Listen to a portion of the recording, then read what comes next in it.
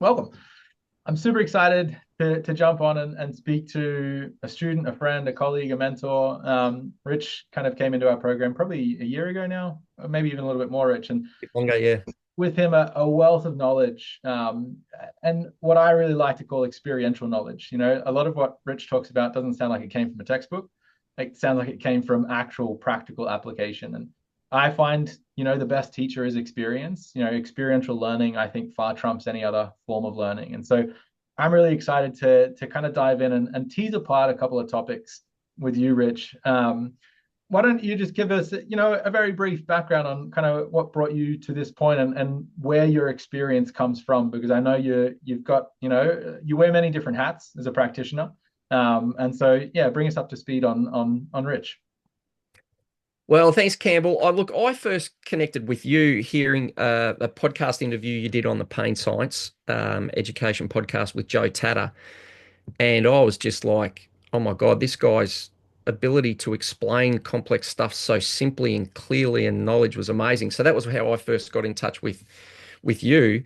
But my background, I'm also have a background as a physio. I like to kind of sometimes call myself a barefoot physio, as in someone who's a bit outside the research and a bit more interested in, just in different other things. So that was always my, I did physio at uni, but then I did a whole lot of weird and wonderful things. And, my first real introduction to breathing and what we're going to talk about in terms of true breath, liminal breath, organic breath, free breath, whatever we want to call it, came through doing meditation and Vipassana 10-day silent meditation experiences. And then I, did a lot of breath work in sort of a shamanic model through men's work and different stuff like that. But yeah, my background's very diverse. Worked in mental health, suicide prevention. I did an Aboriginal studies diploma and worked in that field for a few years. I taught Pilates for 4 or 5 years. I was a Bowen therapist.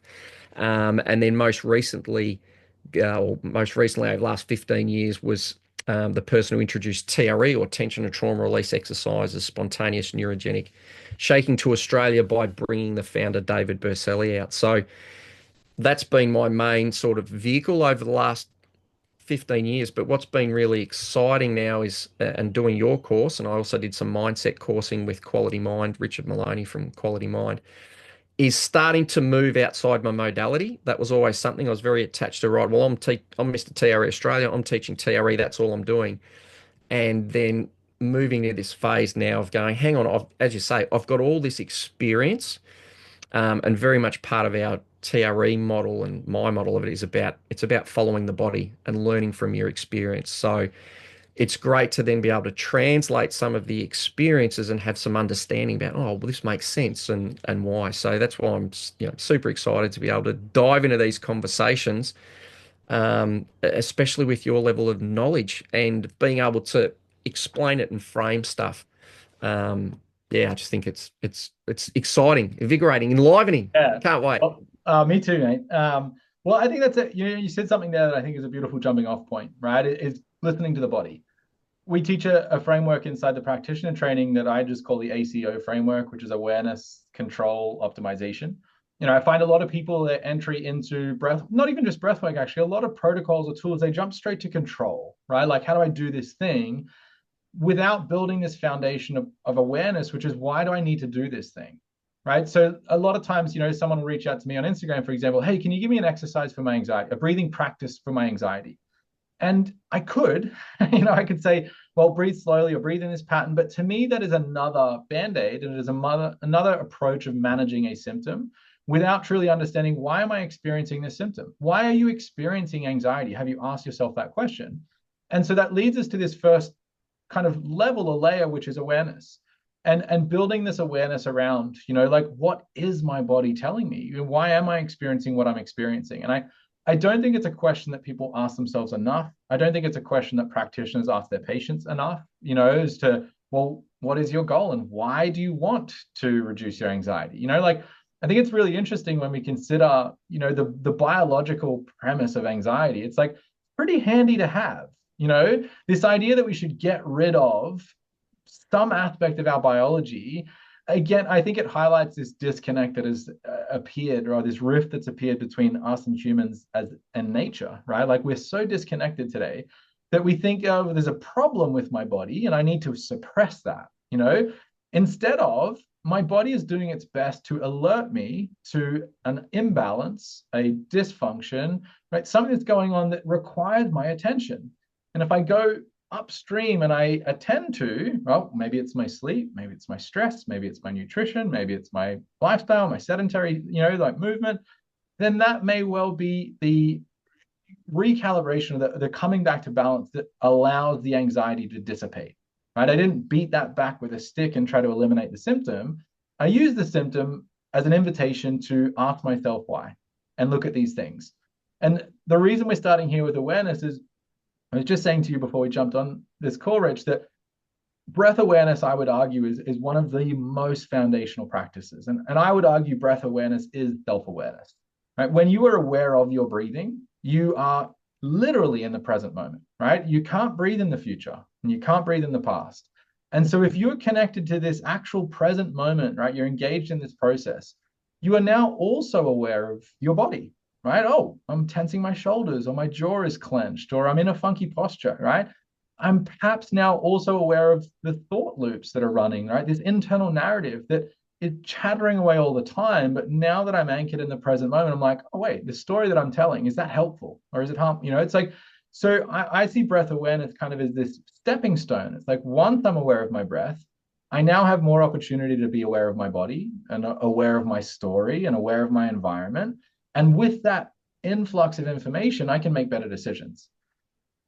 The point that I want to jump on with you, Rich, is breath awareness, I would argue, is somewhat of a paradox because when we try to become aware of our breath, we are now in this trying. And I know, you've got a great background in kind of Eastern philosophy and Wu Wei, right? This like path of, the beginner's mind or the path of least resistance or the effortless approach, And I find a lot of times with students that I'm teaching and I'm saying, what, breath awareness is this really, really powerful practice.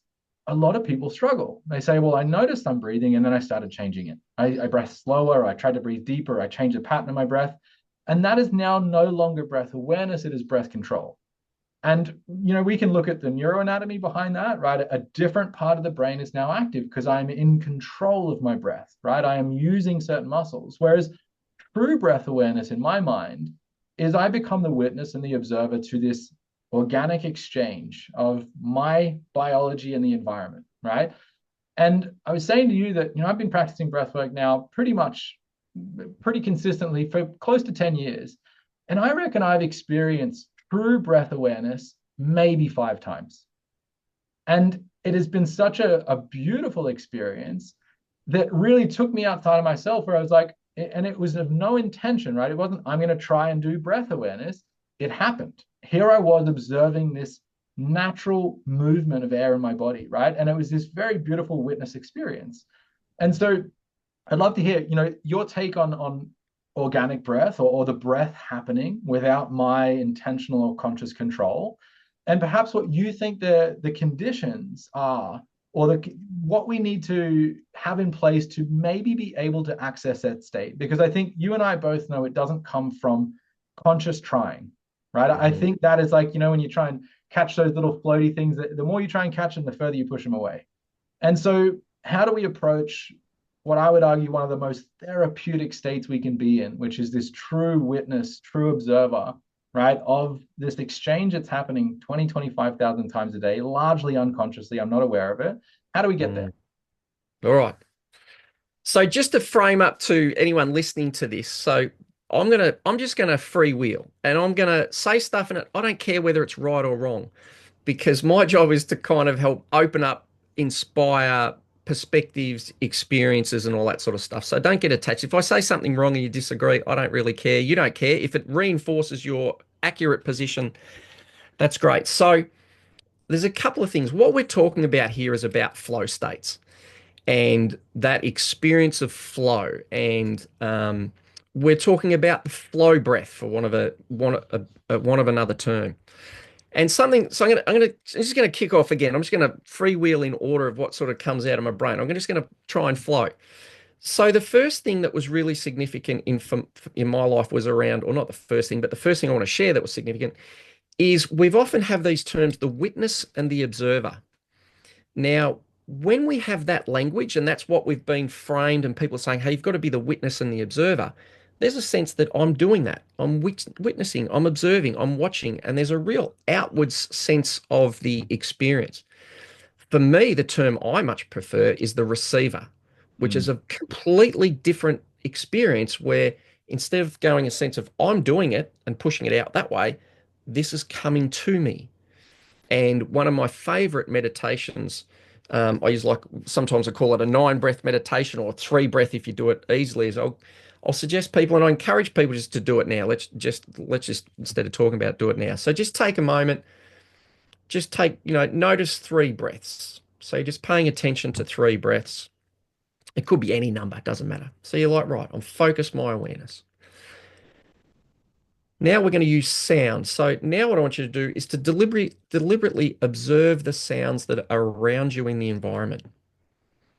So notice, observe, witness them.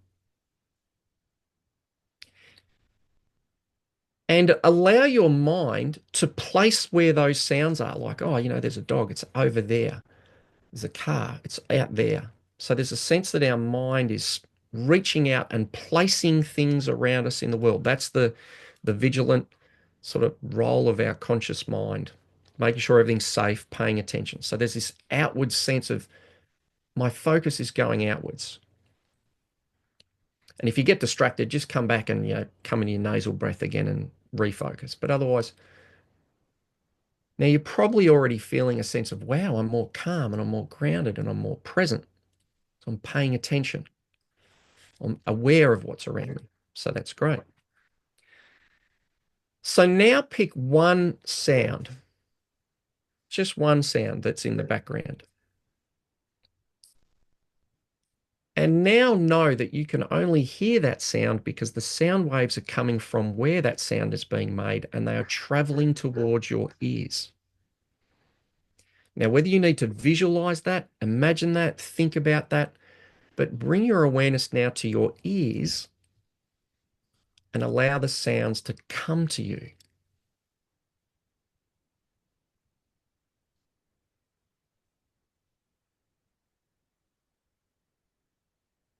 And you might find more sounds come from all different directions.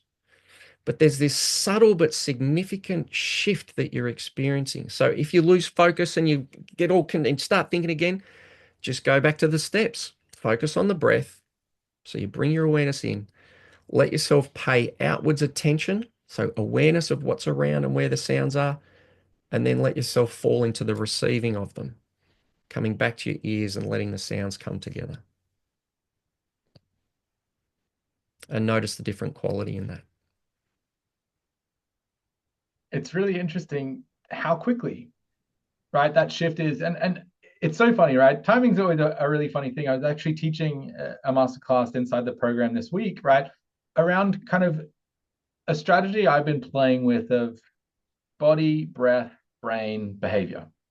And I was really presenting it in a way of, managing the stress response, right? And a client came to me and this thing happened, he was a trader, an investor, and big disaster, right? Nearly, he was like, it was nearly going to be me on the news getting sued, the company, it's like, and he was asking like, well, how do I it's so funny, right? Step back into this role, whether we call it the witness or the observer or the receiver.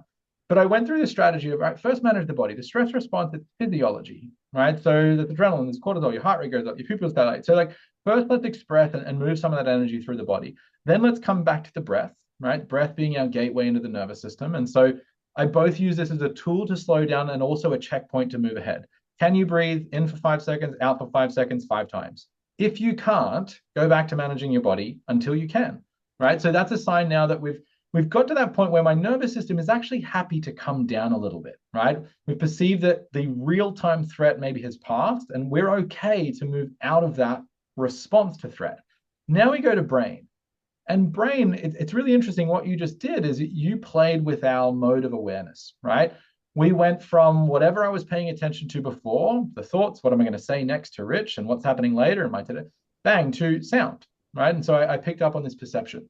And so the way I was teaching this, that, we have these 4 modes of awareness. We can be external, we can be broad, we can be external narrow, we can be internal broad and internal narrow. right? So an example of each of those, I mean, external broad, I'm just kind of taking in the space, right? External narrow, I might be focusing on your face, or I could be meditating on a candle, you know? Internal broad is what is happening in my body, just the internal sensation, but internal narrow, can I pick up my heartbeat? And there's really cool research from sports psychology that when we move between these modes, we see a slowing down of brainwaves, right? And that slowing down of brainwaves, we may, articulate as I feel more calm, right? And what you just did, as the participant and the receiver there is you played with my mode of awareness. I went away from listening to you talk and thinking about what you're saying and, to, oh, wait, there's a bird over there. I just heard my chickens cluck.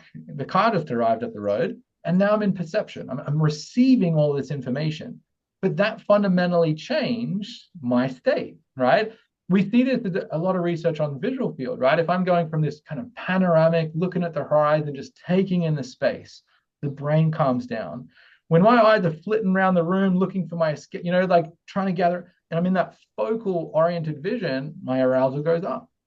And so you put us into the position of receiver, not because of what we tried to do, right? You didn't ask me necessarily to do anything except notice these elements of information that are coming in. And I wonder, and I'm not sure if I cut you off before you finished that little meditation, but from being now in this mode of receiving sound, as these sound waves travel in and interact with my inner ear, and I process that, is then our attempt to take that same mode of awareness of receiving sound to then receiving breath. Is that where we were going? Absolutely, because so this is the difference between our normal state and a flow state. And in a flow state, our conscious mind is now not doing the process, it's experiencing whatever we're experiencing. And so for me, the critical thing in that receiver state witness is not just the paying attention to what's around us and shifting our focus, it's falling out of focusing outwards and letting the experience come to us. And sounds really easy because you can picture going, right, instead of thinking, oh, that dog's over there, which is the state of our ego and our conscious mind, which is trying to Right. make sure, am I safe, Exactly. am I not safe? The waves are actually coming towards me. So visualizing that puts me into a state where I'm going, hang on, I don't have to do anything. I don't have to reach my focus out over there. I just rest here. I'm spacious, and that sound's coming to me. Now, you can do it the same thing visually, people who are visual field. So you set up a candle or you set up whatever, and you look at the candle and you focus it out there, and then you relax and you're aware that you can only see that light because that light is traveling back towards your eyes. It's often harder because we're so externally focused in the visual field in our culture. And I don't know if you remember as a kid or if you've ever kind of had your eyes half closed, half squinted, and you're looking at sunbeams, and you can kind of like go, gee, it looks like they're moving towards me. Not that you're really seeing the beams, but there's dirt or whatever. And then, of course, the last other, or the primary other one, you can do it with smell. You can do it every any sense. But then kinesthetically, the felt sense is often, for many people, one of the hardest. For some people, it might be the easiest. And so this is where we're often so focused on paying attention or noticing or observing the body that when we start to pay attention to the breath or any other pulsation or movement in the body, we're automatically back into observing, witnessing, and our focus is out there. And so this brings us to, really what for me is underlying all of these different things, all these different symptoms and problems, is this disconnection or the split in our experience of our conscious mind, like me, who I am, paying attention to something, my body, the world, the dogs. And so that I like to talk about, people talk about non-dual consciousness and stuff. I like to call it the difference between duality, spelt with an E, and duality, spelt with an A. So duality being there's two different things. There's me and there's my body, and I'm observing my body. Duality is there's me and there's my body, and they're kind of different, and yet they're also the same. In the same way that I've got a left hand and a right hand, I'm like, well, it's all one body, and yet I can clap. So somehow there's two things.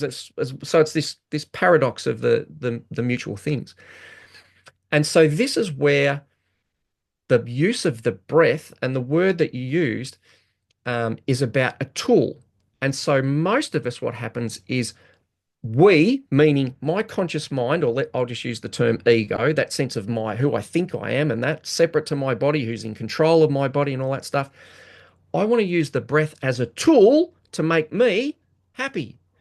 Whereas when we're moving into these other states, you talk about wu wei, the sort of the doing of non-doing, or this receiver state, instead of me using the breath as a tool, the breath uses me as a tool. So there's this subtle shift. And it's the same thing, Campbell, if we don't say, oh, okay, I'm going to make myself sleep.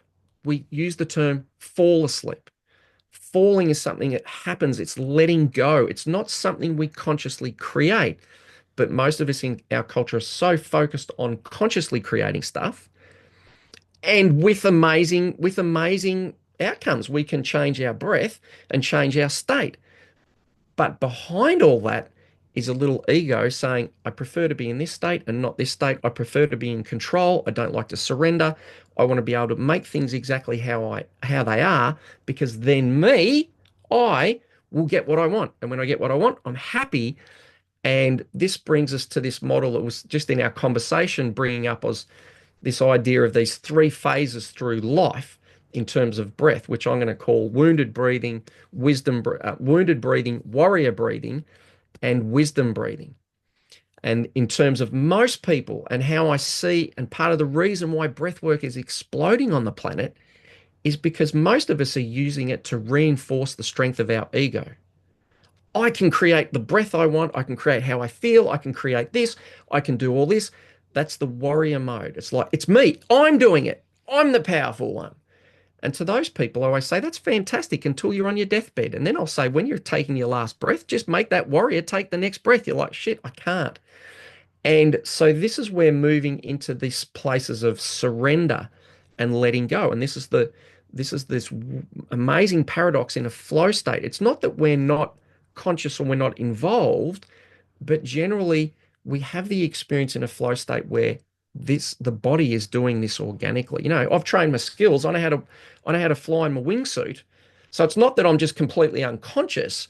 I don't want to hit the mountain. I want to do that, but my body is taking the lead. And so most of us find as soon as we pay attention to our breath, we're out of that flow state. Exactly what you're saying. We're going, I can notice it, but I'm kind of controlling it. I can make it do stuff, but those magic windows where the real healing, growth, and the vitality of life live is in those moments when we are just experiencing it. I always use the term in TRE and tremoring. I'm saying when we're just a passenger on the bus, we're not driving the bus, we're on the bus, we're enjoying the ride, we're looking out the window, we're having the experience, but I'm not trying to drive it. And this is this experience where that sense of time distorts. You're in the flow. It's effortless. You're not doing it.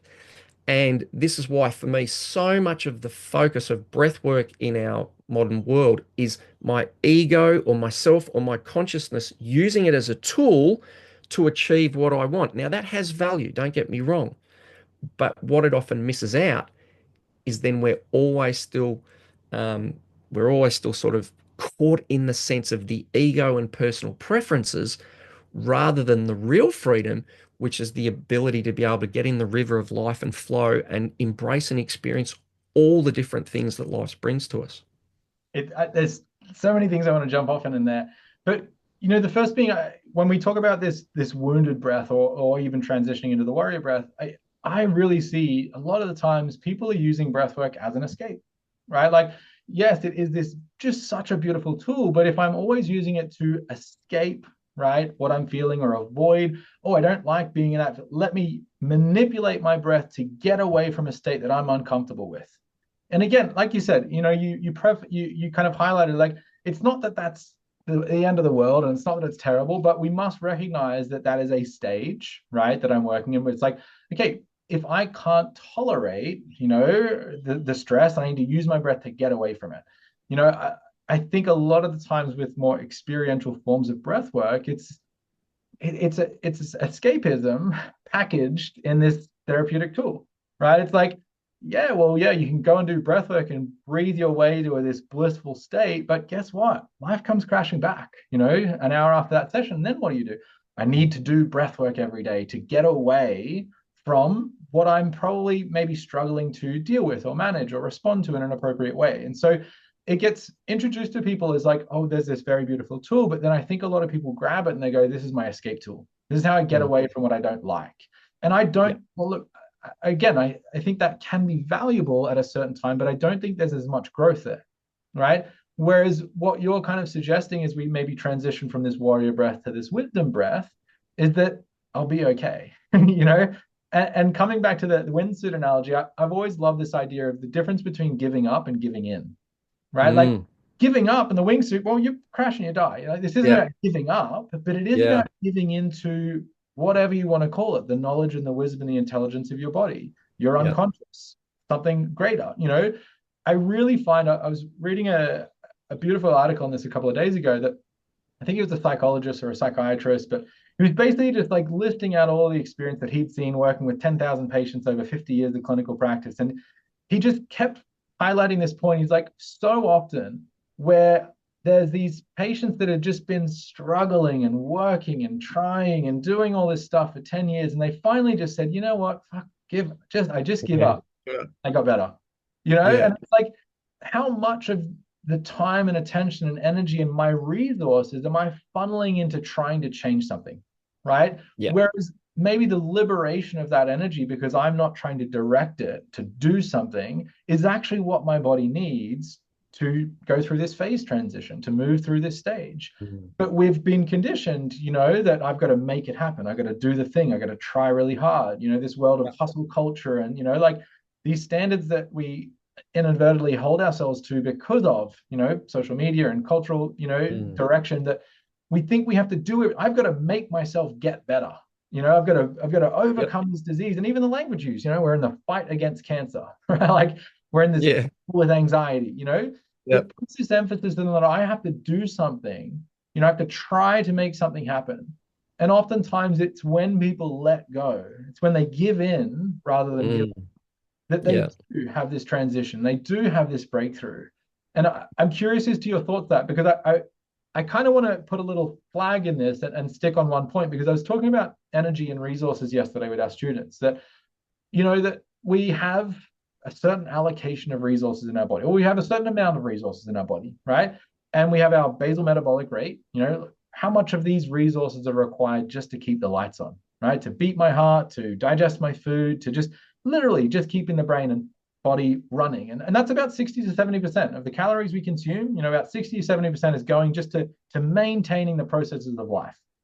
That leaves us a little bit of a surplus, right? And I think that surplus is what we get to play with.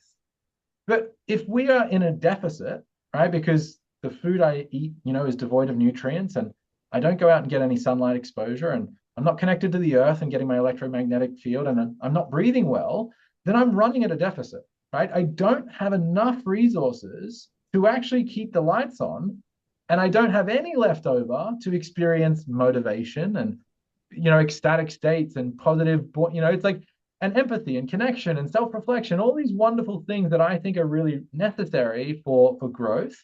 But people are trying to do that from a state of deficit. And my body is always, you know, there's a hierarchy, or there's a things that need to happen versus things that could happen. And if I don't have, you know, a surplus of resources, guess what? My body is not going to choose to allocate those resources to positive emotion and motivation and good decision making and clarity of thought. You know, it's like I'm just trying to stay alive right now. And so, this idea that when we liberate some of the energy that I'm spending by trying to solve all my problems, and I got to do this, should I do that protocol, should I do that? And I'm directing a lot of the resources that I have, striving towards some outcome. That when people give in and let go, there's this liberation of energy that now I do have a surplus. And now that I've freed up that potential energy, my body gets to work, right? It knows how to heal. We have this self healing mechanism, right? You cut your finger, Rich. You don't know how to heal the cut. You Mm. don't know how to send the platelets, the white blood cells, the fibrin, the collagen to, but you Mm. a week later the cut's gone. Right. Yeah. So there's this intelligence that we're aware of, but when it comes to these bigger kind of meta problems, it's like, oh, well, my body can't heal itself of anxiety. I need to do that, right? It can't Hmm. heal itself of a cut, you know, or Yeah. the we seem to lose that somewhere along the line. We go, yeah, my body can handle that, but this big problem I need to fix. Yep. This conscious Yep. mind, this ego says my body doesn't know what to do. I've got to do it. And I think Mm. that is a pulling of resources that the body has and directing them to an output or an outcome that isn't necessarily the right option, right? We need to give in and liberate those energies and let the body do what the body is designed to do, right? The body wants to be healthy, right? It has Mm. the capacity to be vital and Yep. healthy. But if we get in our way, which I think we oftentimes do, then we might well be our own deterrent, right, to achieving those states. So what's your, as we kind of move just from this conversation around perhaps breath, right, to energy and resources in the body, but again, keeping in mind this idea of giving up versus giving in, letting go and Mm. surrendering.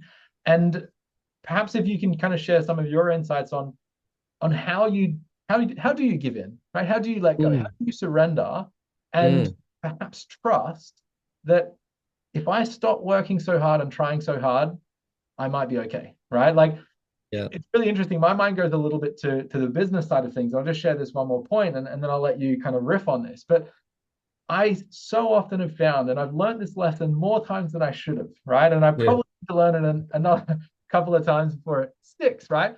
The harder I push, the harder I try to make something happen in my business, the further away it gets. The moment Yeah. I disconnect, the moment I just go, I give up on that. I give Yeah. in. Bang. What I was striving for occurs to me. And this happened with both my children, right? Like I was at a time of like, oh, you know what? I got a baby coming in a couple of months. I really got to do the work now and fill my cohorts and expand this and just pulling water out of stone, right?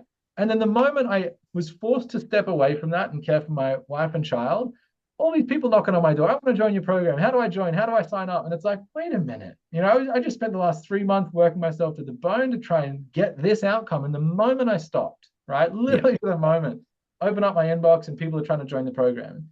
It happened with our second kid, just 4 or 5 months ago. It's like, I didn't learn the lesson. Trying to work to make something happen and pushing and striving. And the moment I said, you know what, I'm stepping into dad mode and carer mode, and I'm just like my business is secondary now. All of a sudden, it just Mm. unlocks this flow where what I was trying to and striving for, I'm now receiving because I stopped trying.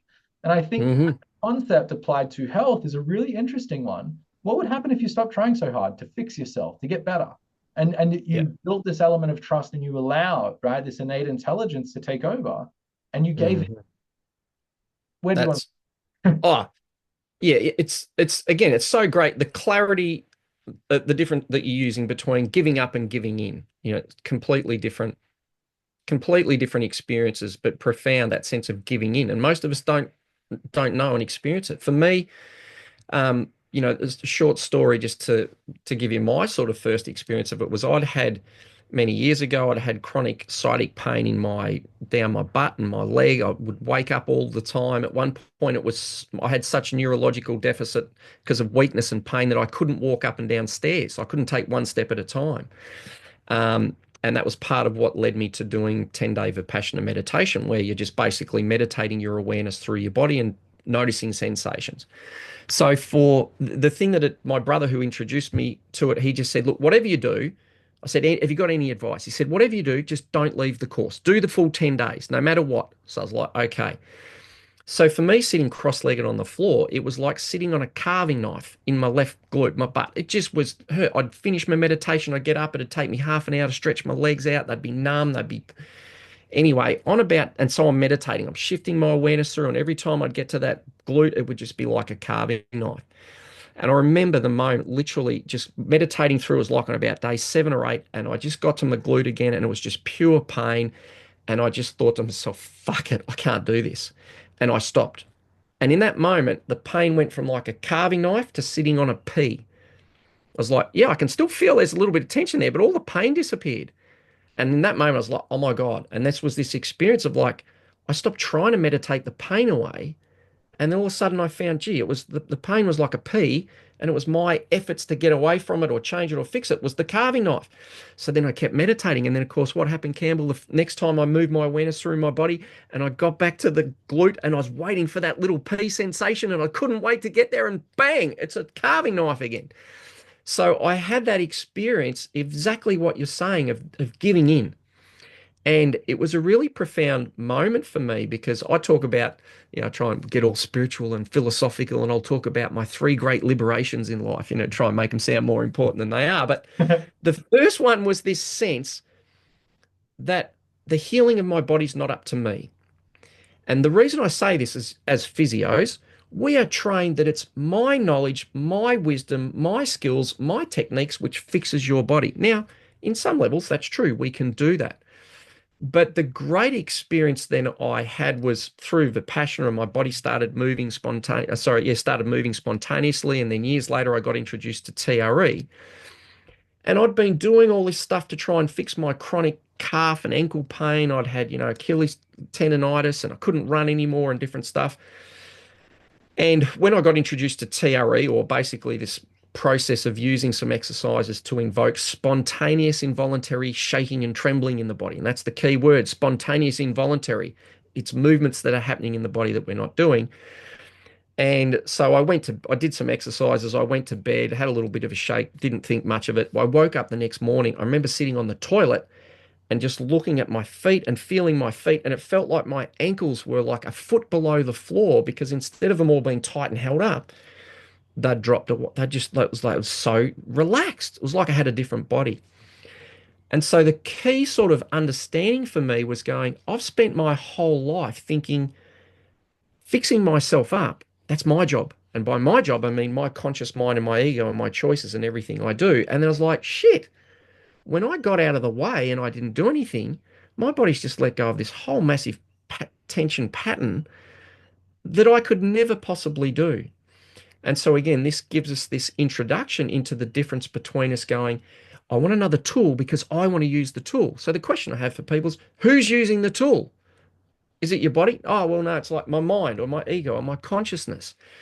And therein is the fundamental disconnection that we have, where, whether you think about it through Christianity, where we have, man is at the top, or men wasn't woman back then, but, humans are at the top of the tree, and then the world's there for us to have dominion over. Or whether you look at Descartes, and I think, therefore I am, and there's this Descartesian split, which is coming out, so that in a sense, and it's not necessarily wrong or bad, because if we look at the way I look at it, and to be really clear, I want to make this point really clearly, we're talking about Western culture here.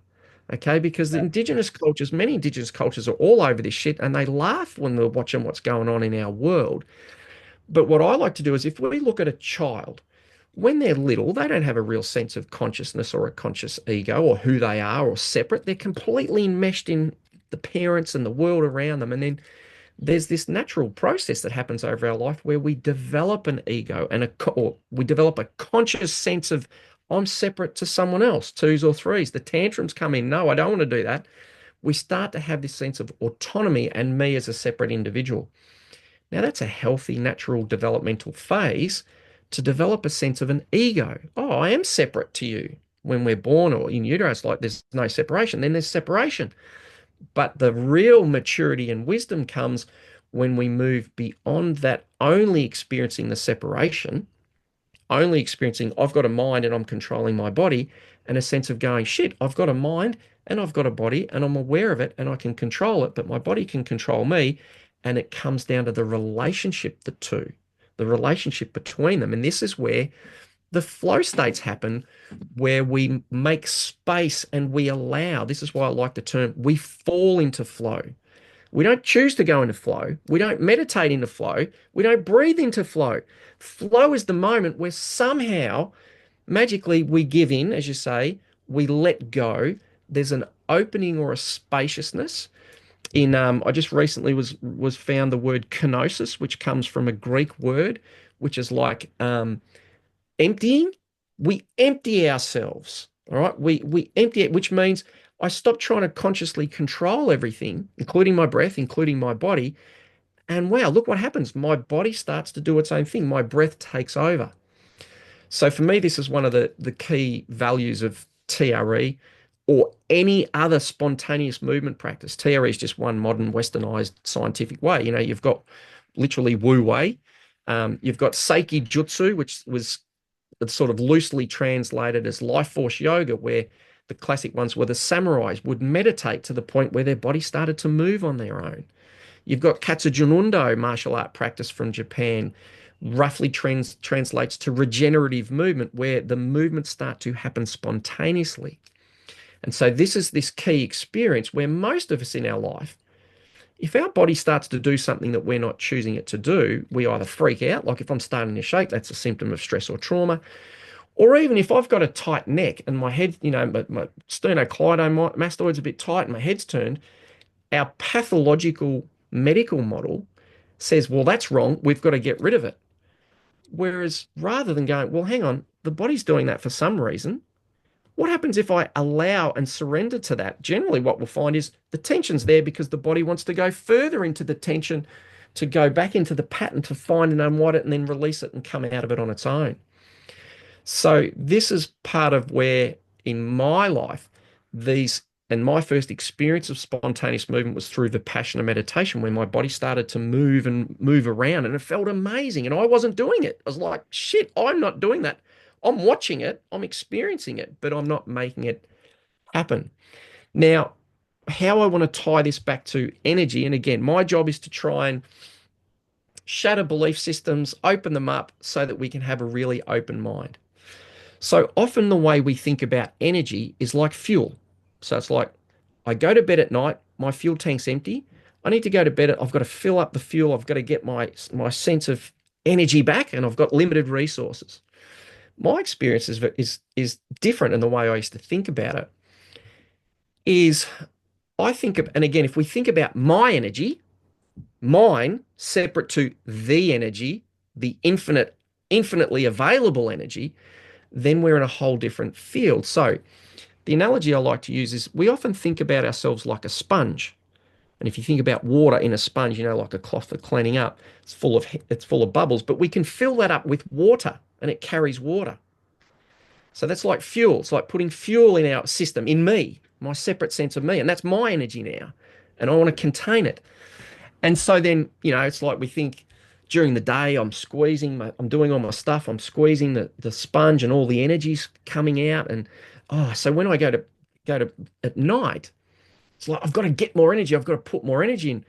But the thing about the way I think about it is when I go to sleep at night, rather than trying to get more energy for myself, effectively what happens is my body is actually letting go and opening and letting the energy flow, not just into me and now it's mine, but to flow through us. And so the reason I'm saying this is because when we think about energy, and this is one of the key issues of both gives us the benefits of the Western medical model, but also creates the problems, is we think of only the individual. So we go, it's your mental health problem. It must be something wrong in your brain, without the bigger context. So the same thing with energy. It's like, this is my energy. I've got to get more of my energy. So I've got more energy is very different from going, hang on, shit. Well, there is that sense of my energy levels, and yet I'm connected to the energy that's everywhere around me. If I allow that to flow through me, then I don't have limited resources. I have unlimited resources. And so for me, there's that sense of, rather than thinking I'm filling up my fuel tank overnight when I go to sleep to get more energy, the way I think about it is it's like I'm letting my sponge open, like let go of my energy. You think about it like this. I've got energy in my biceps, there's tension there. So when I go to sleep at night, I don't want more energy in there because I'm going to get tighter and tighter and tighter. There's going to be, what I want to do is soften and soften and relax and let that energy or vibration go. So it's about letting go of, quote, my energy. And the softer or more free and spacious our physiology and our body becomes, then when you wake up, it's like, phew, the energy comes in.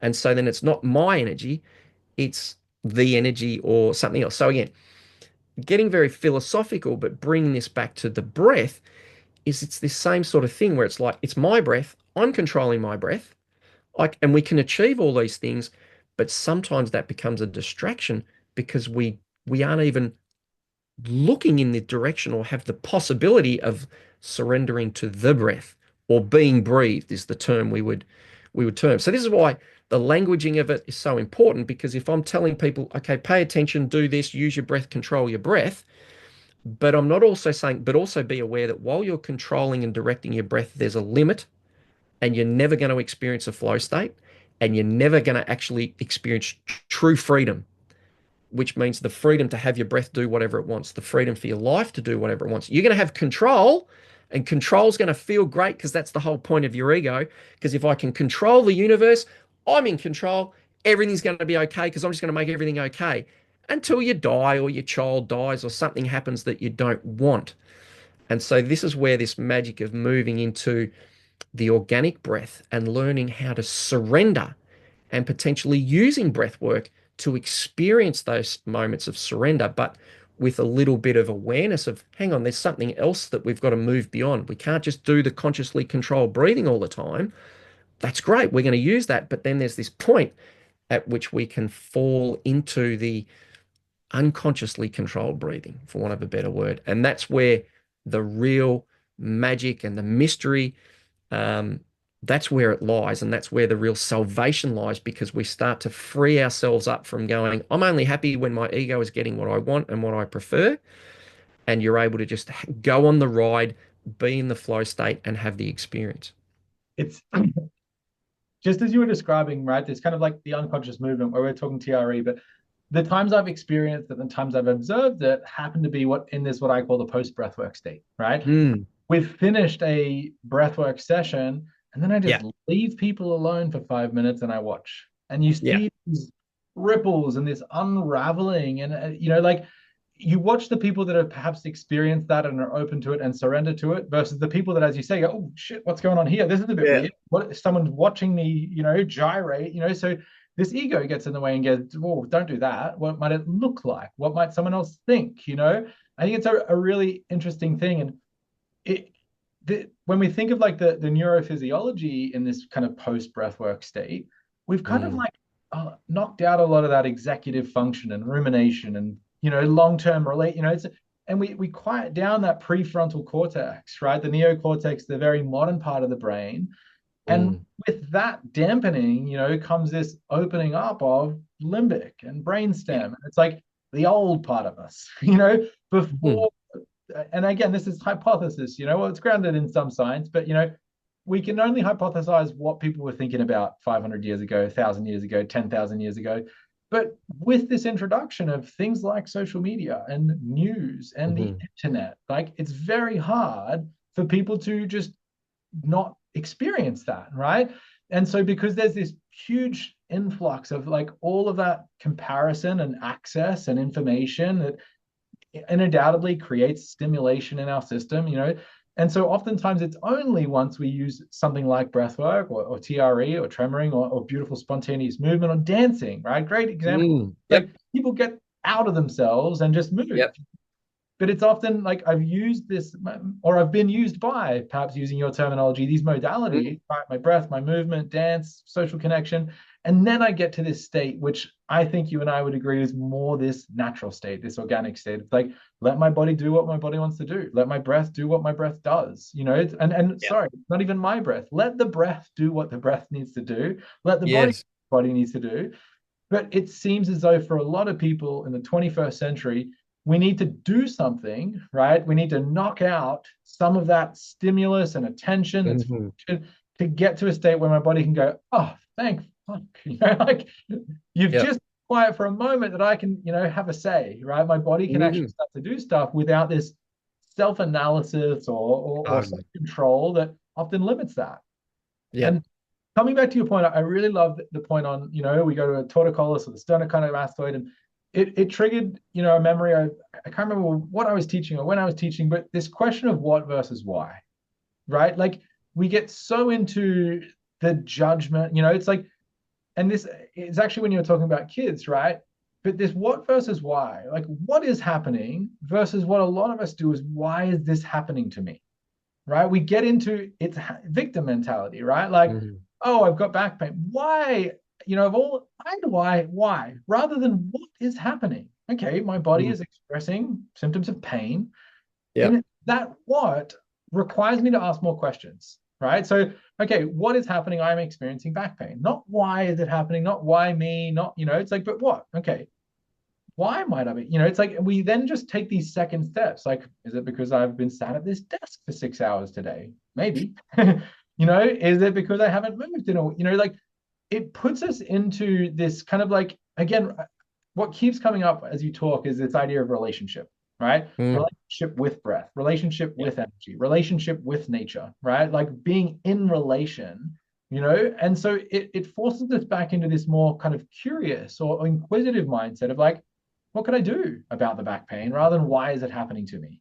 The why Mm. implies, that it's happening to me and it's something that I might have done, and there's some element of judgment there, and that I need to fix it, versus it is happening, you know. Mm. And the other tangent that leads me is I can't remember where I heard it, but I use it all the time is the what if versus the what is. The I talk a lot to my clients that struggle with pain, and a lot of what they're dealing with is what if my pain doesn't go away? What if Mm. my Mm-hmm. pain gets worse? And Yeah. what if I end up in a wheelchair? What if I lose Yep. my job? What if my relationship? And you know what?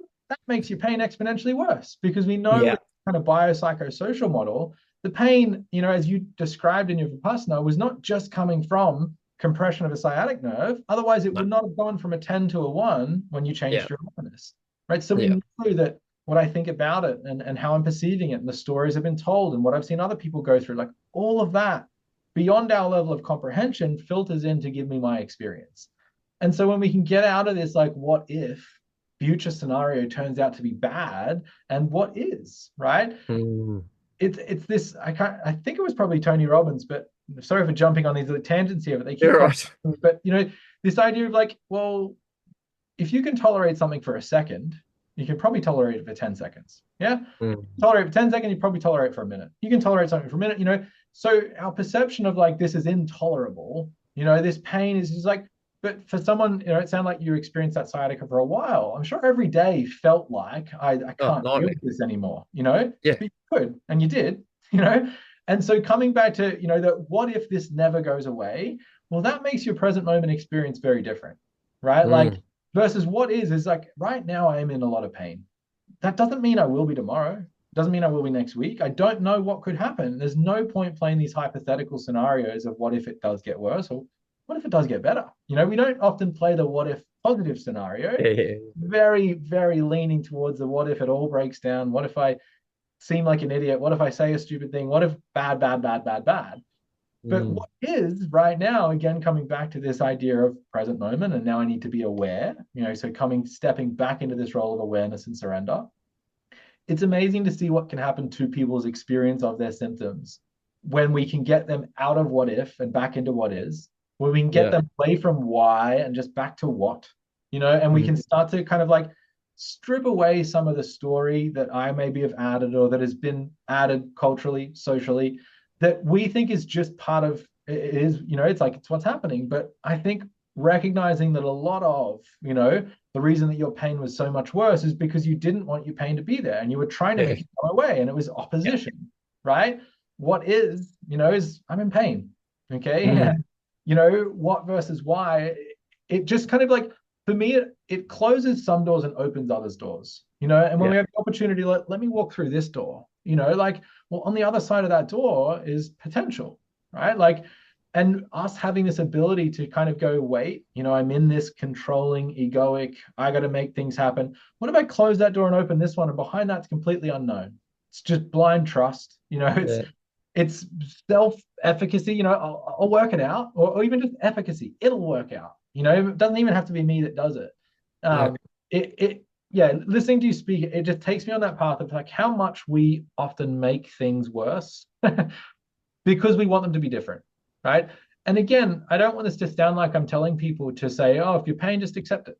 Like no, just accept. It's like there is an element of acceptance there, but it's again the difference between giving in and giving up. I'm not saying Mm. just you've been dealt this lot in life, you just have to be pain, you just got to accept it. Not what I'm saying at all, right? Mm. But how are we directing our attention, our energy, our resources, right? And if it's in that striving, changing, controlling, I think forever that door of unknown, will remain closed.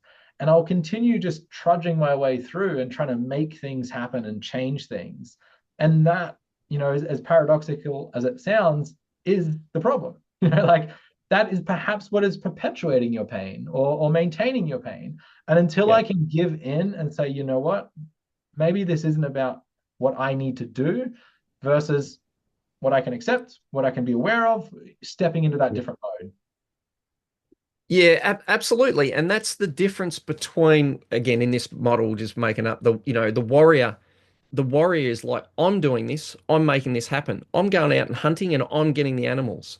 And so it's very much driven and it's coming from our own sense of our egos making this happen, um, which is slightly different from going, if you look at it from a different perspective, wow, the animals were there. Did I make them be there? No. Where have they come from? Or, David Berceli, the TRE founder, when we were having this conversation many years ago, he sort of talked about this analogy of, yeah, the warriors going out and you're getting everything and you're making it happen and you're doing it. And that's a developmental phase. As a teenager, we're meant to develop a sense of, this is me and I'm doing it.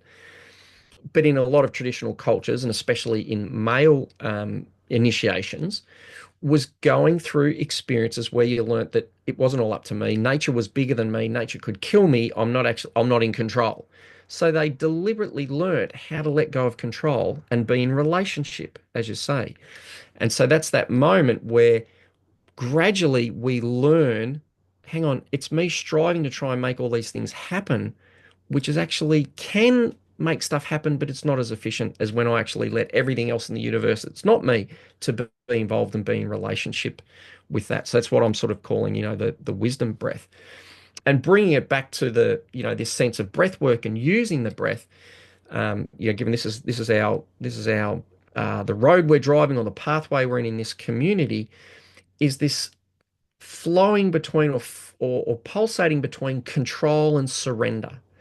And this is where I say most people, it's all about control. And even though, wow, I felt amazing, or sometimes people might say, gee, at the end of my breathwork session, I felt really blissful and connected, and I was in this organic breath.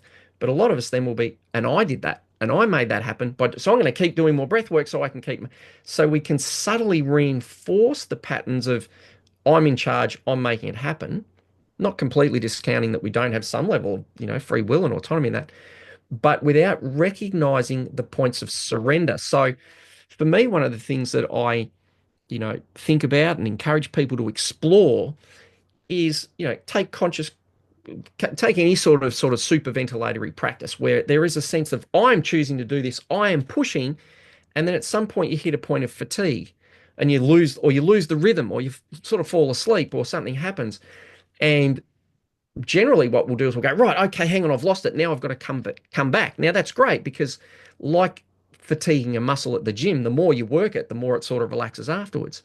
So the more you strengthen your conscious mind and your ego's ability to drive the body and make those things, paradoxically, the flip side is the more it lets go. So if you do your longer superventilatory practice, that's when afterwards it's like your mind or your frontal cortex or your ego is so exhausted that it gives in. And then you're like, well, I'm in this amazing state. But what we can also do is pay more attention and explore those little micro moments where we surrender and let go of control. And like, oh, I just fell asleep. Cool. Just stay there. Or I just lost my breath. I can't keep that rhythm going of the drum that the guy's holding. We're like, great. What's happened in that moment is your body's taken over, your organism's taken Yeah. over because consciously you're saying, I want to keep doing this. And then what we tend to do is we're back in the fight. Oh, that's wrong.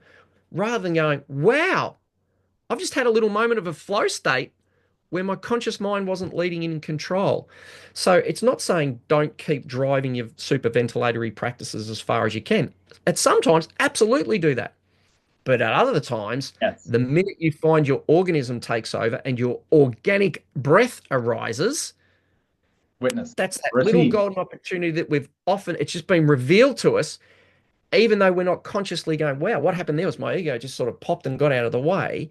So there's some magic and it's worth exploring those deliberately. And generally, what we'll find is the breath takes over. And as soon as we start to notice it, we're back in control of the breath or it starts to change. Or for me, I experienced, again, I think it was when I was doing Vipassana, I was like, I didn't never knew. It was like I'm almost counting. I'm like going or saying the words in my mind, like in, out, like. And there's this vigilance, and this brings up a whole nother topic, which we'll go into another time, is like trauma patterns and stuff like this. This sense of having to be vigilant, and like if I'm not there making sure that I'm breathing, I'm going to die. Um, we'll go into that. So Well, that's part of the sense of I have to. It's my vigilance, and that comes back to the receiver state where when we're paying attention to sounds or sensations or what we're seeing visually, our conscious mind and our ego, if it's very wounded, it's all about it's up to me to make sure I'm safe. I've got to create all this stuff. So I've got to make sure that I'm breathing well and I'm breathing properly and I'm breathing deeply and because rather than because it's associated with experiences of near death and cord clamping and early birth trauma and stuff where we couldn't breathe or drowning or being wrapped up in a carpet, someone sitting on you, someone tickling you to death and you think you're going to die, but you didn't. And we're still unresolved because we've got those memories of how we almost died, but we haven't integrated them to the fact that we didn't die and something kept us going in there. So I invite people to explore when you're doing your conscious connected or your super ventilator or your hope ultra. If you find, deliberately set it up. Say today, we're not going to go as long as we can. You're going to go to the point at which your organic breath takes over. Basically, your conscious mind's gone. Now, when that happens, just experience that. See what happens. Explore it.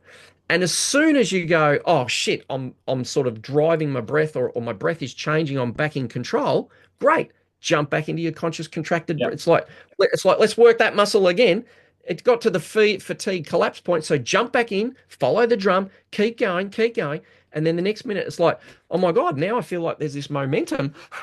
It's getting faster rather than trying to follow the drum. You're like, shit, there's that organic breath. I'm in flow again. Let's let that happen. And very quickly we're like, oh, my body's taking over my breath.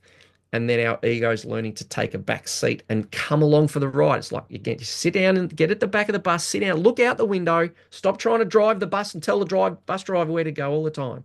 So hopefully that gives people a practical something to experience or get the app. I can't remember the app we used in the course. Get it up, set it up on a minute beat, bum, bum, bum, and just do that. Keep following the beat. Go to the point where you instead of going, oh, I lost the beat, my ego, I couldn't keep doing it in that moment. Just simple reframe is, my body took over the beat Forever.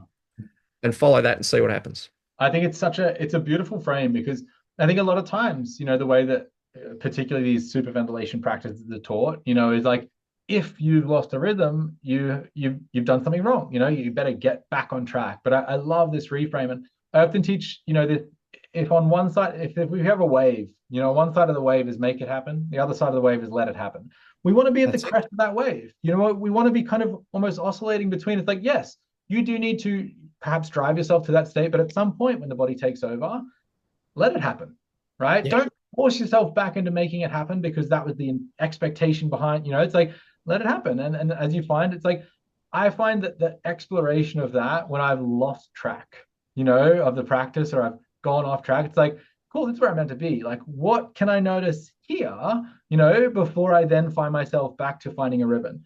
And Mm. it's really interesting because let's say if we have a facilitator that's, leading a breathwork session and there's 10 different individuals in that room, what makes us think that the pace that that facilitator sets is right for every individual? And so Yeah. perhaps your body is saying, let me help you find the ideal rate and rhythm and depth and tone of this breath Yeah. to take you to this, outcome. Versus like that guy up there or that lady up there that's setting the thing. And it's like, that has to make my system, fall into line with that. It's like, of course, that's not going to exist for everyone in the room. There's no way. And so when my body takes over, that might be my body is actually working with me rather than it's like, oh, I lost track or I wasn't able to continue. It's like my body's saying, here's our version of this. Here's our rate of resonance, right? Here's our rate of coherence, whatever we want to call it. And to explore that rather than frame it as like I wasn't able to do it or I did it wrong or I wasn't good enough, and let me get back on track. Is be open to that. Oh, I veered off over here. How interesting. Because that to Mm. me is often when I have the insight or I have, I remember something, right? It's not while I'm huffing and puffing and charging away. It's like, oh, wait, am I even doing? Oh, bang, that this thing comes up. And then I'm like, oh, wait, I was doing breath work. It's like I'm in this little liminal state and it's Bubble. in between Yeah. state right now. And so instead of trying to rip myself out of it and get back to make it happen, it's like let it happen. Be in that state and what might you gather from that, and that's often when I get struck by these thoughts or these ideas or these insights. Like it's not when I'm Hmm. trying, it's just when I'm like, actually I got a little bit lost. Yes. And in this lost state was the thing that I took out of the practice itself. So I think it's Yeah. a really beautiful kind of way just to help people reframe, like especially as they explore those more experiential types of breath work, is to not have a good, bad, right, wrong, I did it well or I didn't. It's just like whatever's happening is meant to happen. Give in, Hmm. right? Surrender. Yeah. It keeps Yeah. coming back up. Be in relationship with your breath itself rather than trying to force, right, a pattern, a style, a duration, an intensity for however long your ego wants to try and do it, right? Get yourself to that point where it does, crack. And then Yeah. there's these, again, potentials. And that's such a different way to approach a practice. So I very much encourage everyone to take what Rich is saying there and, set the timer, get your guided playlist, whatever it's going to be, but then be open to this idea when, not if, because it will always happen, right? When I veer off course, when I lose my train, it's like, there you are. Like you're exactly where you need to be. So be there, Mm. right? Don't force yourself back the immediate moment, right? And when you kind of get back into the driver's seat, right? Get back on that train until, oh, here I am again. Like Yeah. what else is going to happen? It's a beautiful way to approach a practice. Mm. I love it. While you're talking there, I was thinking words were coming to me. So, like, step one is breath control, and step two is breath decontrol, which is that sense of, oh, I'm using my breath control to take me somewhere, but then, as you say, it's like you lose it, and then you're out of control, or it's breath letting go of control, whatever you want to call it, or breath surrender. So this kind of this paradox. So yeah, that's it. That's it. And for me, that's if the whole breathwork world and the people who are running it make that maturation in their understanding, in their own sense of learning how to surrender and flow with life, this is like we're on the cusp of people going, wow, instead of using breathwork to reinforce our sense of self and ego separate to the world, there's just this little reframe and a little opening that then lets people take this next step into that, well, what I'm calling wisdom breath or breath decontrol or breath letting go of control. And then we're in flow. This all sounds wonderful and interesting, but sages over the years would have just said, don't push the river. Like, what do you mean? You just put all your energy in focusing on the river and letting the river carry you. Hmm. That's kind of what we're talking about, and letting that happen with the breath, using all our focus and awareness to experience the breath that's organically arising and organically happening, because then we're much more into a state of like, bliss, freedom. And that doesn't mean that our breath is always free. It's like, wow, like often when people are doing TRE, someone's breath might start to hyperventilate or it might squeeze and hold. I'm like, cool, just hang out there. But I might die. I don't think your body's going to kill you. If it does, we'll be sorry. But so this is the thing. We're often always going, but I want to have nice, smooth flowing breath and deep breath and free breath. You're like, no, no, just get out of the way. Let your body do what it wants to do because it knows how to keep us alive and optimize ourselves. So that's it. It's not a great word, breath decontrol, but anyway, it's at least someone will come up with a better idea if we've got. I'm learning to The control my free breath breath. control, and then breath. What's the word? Come on, give it to us. It's like I think we there's go got to the be maybe the free breath, the or if we went away from breath control, and it's kind or of gets breath like surrender, breath the little surrender or breath, something. yeah. But just before we wrap this up, Rich, it's such an important point that I kind of want to leave people to. And the last thing I want to kind of like pick your brain about for 1 minute or so is I personally Yeah. think in terms of like this linear progression, that to access this free breath requires us to first go through this structured control breath, right? I think it's almost a checkpoint or a stepping stone that, and this is true not just of breath work. I see this that once I've had structure and once I've learned the thing, then I can step into freedom, right?